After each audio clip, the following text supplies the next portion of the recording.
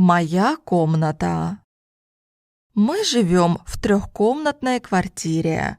Комната, которая мне нравится больше всего в нашей квартире, моя комната.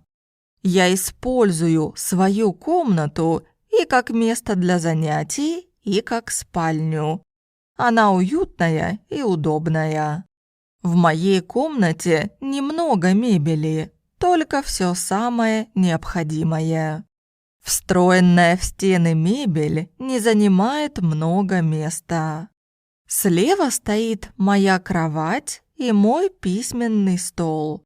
В столе много ящиков, в которых я храню мои учебники, тетради, ручки, карандаши и другие необходимые вещи.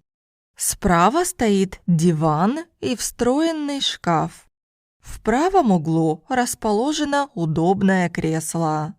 Рядом с ним лампа с голубым абажуром. Мне нравится включить лампу, сесть в кресло и читать интересную книгу. В моей комнате есть несколько книжных полок. На них можно увидеть книги на русском и английском языках. На полу лежит большой толстый ковер.